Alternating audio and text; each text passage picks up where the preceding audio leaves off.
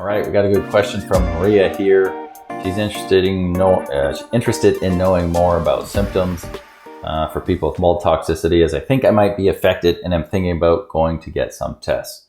All right, Maria. Number one, I'm sorry that you're having symptoms and you're considering mold.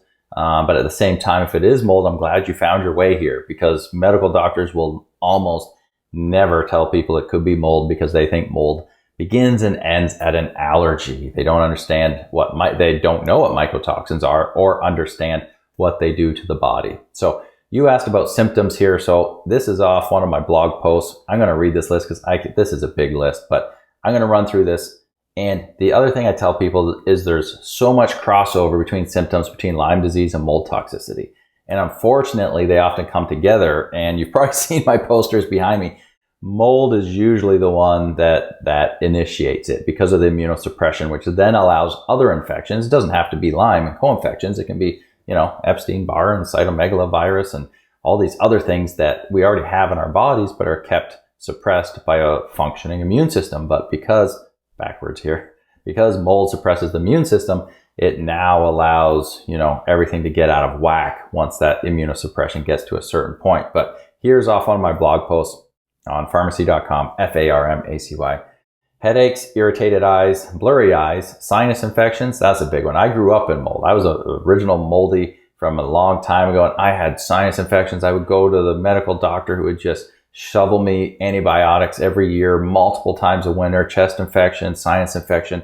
It was awful. Once I figured out how to start detoxing my body and healing, it never went, not one single prescription, not one infection like that I needed help with. So, but I used to have that. I didn't know. I'd go in, she's like, okay, what do you want? I would literally pick out my own antibiotics. I'd say, well, this one's not working anymore. Let's go to this one. It was awful, but that's our medical system.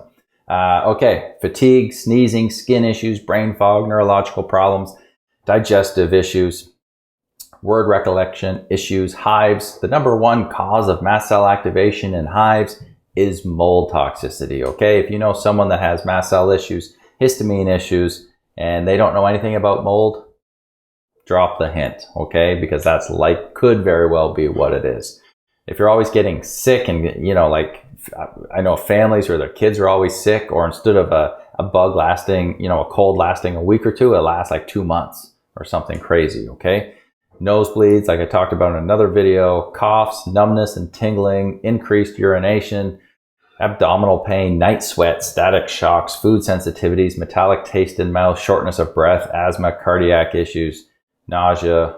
The list goes on. There's just so many problems, and everyone's a little different. Most people thankfully don't have all these, but you could pick out, 5 to 10. It seems to be common with people of what's going on. In kids, a lot of times you're getting the abdominal issues, digestive issues, and then you have food sensitivities, food allergies, autoimmunity kicking in. You see increased urination more in women,